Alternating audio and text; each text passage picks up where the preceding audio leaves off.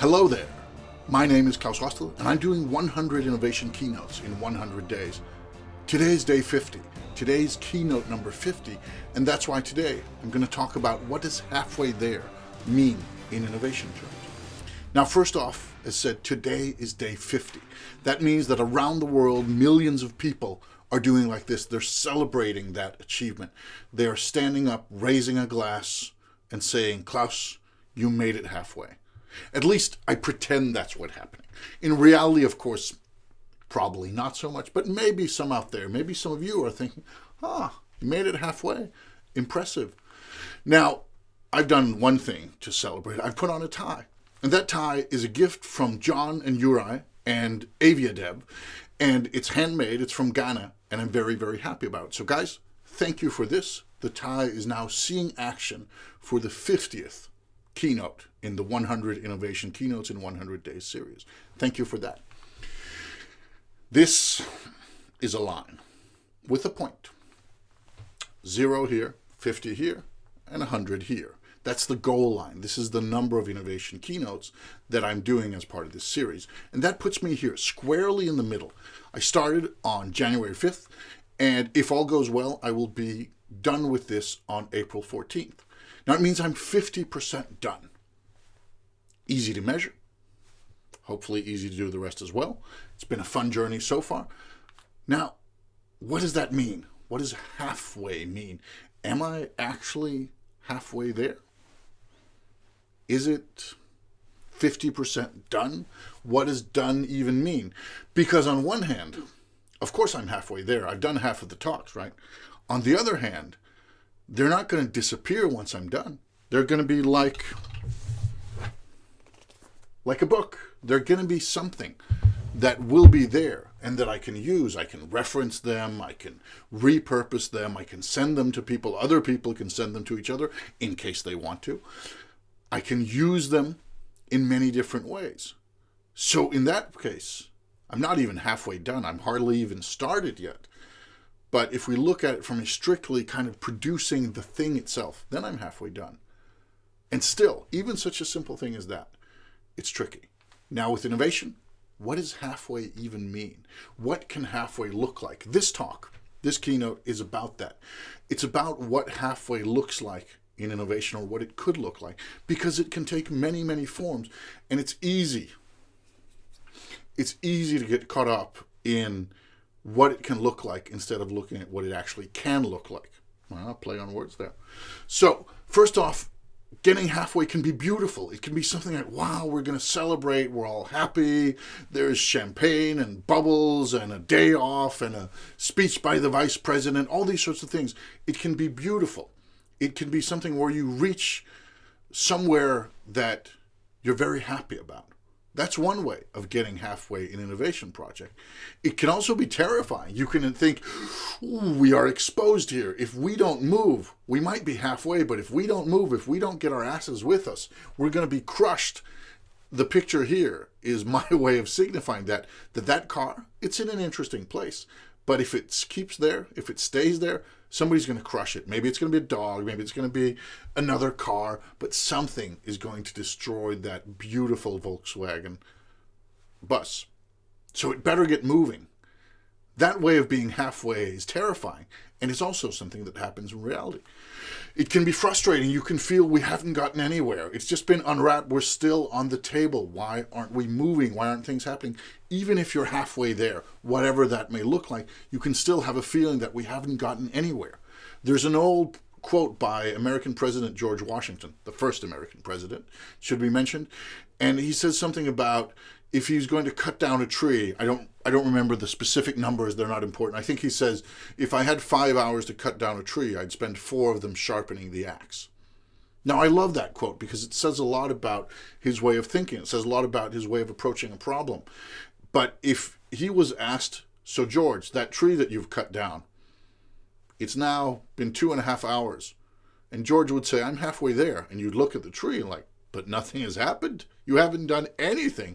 Washington himself, good old George, would say, yeah, I'm halfway there. I'm progressing. But others might look at it and say, what? Nothing has happened. They might even fire him. Now, of course, it's hard to fire George Washington because he's a historical figure, but that sort of interaction goes on every day in organizations around the world. It can be a hopeful point. You can have reached a place where there's grass here, there's life. We're in the desert, but we've now reached the greenery. We've reached a point where things are starting to get interesting. It can be a moment of hope. Maybe getting halfway there is that moment of hope, that ray of sunshine that gives you the energy to keep on going. It could be boring. It could be like, okay, the difference between 50% and 49% or 51%, who cares? It doesn't matter. It's just another day in the life. It can be unexpected. It can land you in places where you think, we had a plan. How did we get here? And where did that flower come from?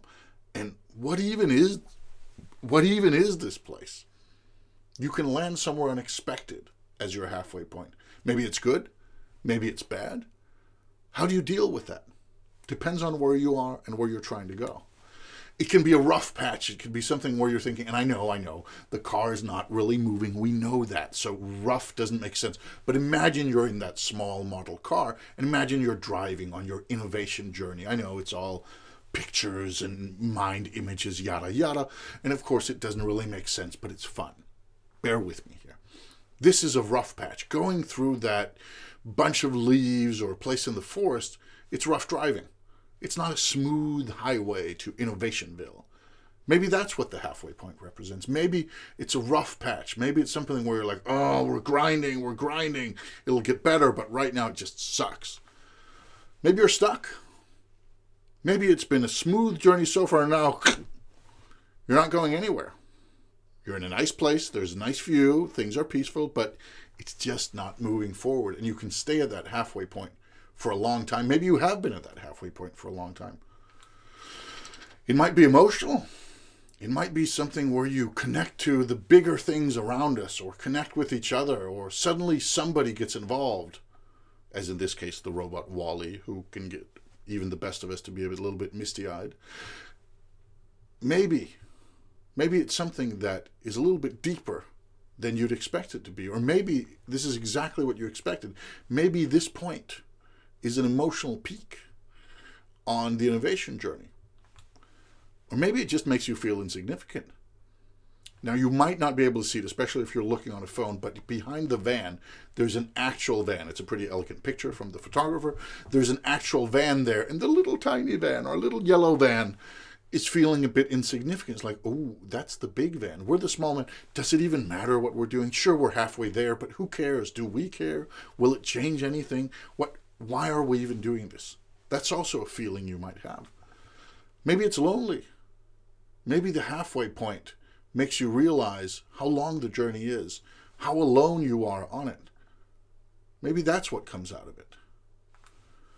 Maybe it's what makes you get noticed. Maybe it's what makes that chairman of the board or that politician or that director or that colleague or that friend say, hey, you've gotten halfway there. That's amazing. Come and tell me all about it. Come and tell us all about it. We want to listen. We want to support you. And you're thinking, I didn't even think you knew my name. But now they're part of your project and they're supporting you. They're helping you. Because that halfway point was what it took to be noticed. Before, they're like, yeah, it's just something that they're fiddling with in the basement. But now they're halfway there. Now we care. Maybe it's the start of the dangerous part of the journey. Maybe this is when things start to get risky. So far, it's been good. It's been nice. But now you're starting to take chances. Now things are going to get real. Now it may all go badly. Or maybe it's the opposite. Maybe you're done with the dangerous part. Maybe you're now leaving the treacherous ocean behind, the waves of uncertainty, and you're now on a calm beach. And the rest of it is just going to be, if not smooth sailing, then at least smooth driving in the sunshine. Maybe that's what it looks like. Maybe it's safe from now on. And maybe it's enough. Maybe the halfway point is good enough. Maybe you look around and say, we're halfway there. Why do we want to continue? Why don't we just stay where we are? Isn't this good enough? The famous Pareto 80-20 principle has good arguments for why you should just do 80% of the work in many cases, but maybe 50% is enough. Maybe getting halfway, that's plenty. That happens.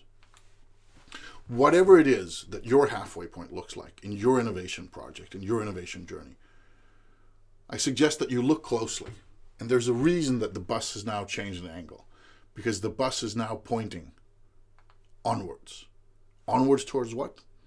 I don't know. That's part of the fun of innovation, right? But look at that bus and think of how to move forwards from here in one way or the other. Halfway is always tricky, no matter how we look at it, especially in innovation. So don't feel bad about it. In fact, if this has put a little bit of a smile on your face because of that Volkswagen bus, then you're like me. You get delighted by the small things. In this case, if you want more of that, there's a lovely photographer, photo artist, Nubia Navarro, on pexels.com, where I get some of my free images, and she took all those pictures. So if you want to see more of that lovely little bus, this is where to find her. And the glass, you may think, what glass? Well, of course I couldn't have a glass. Okay, let me try that sentence again. It was supposed to be the last one. It was supposed to be this dramatic, elegant ending, but it just failed. So let's do it again, right? And the glass? Of course there was going to be a glass. How could I have a thing about halfway, at the halfway point of this, without having a drink, where I could ask, is it half empty or is it half full? Well, I can share this.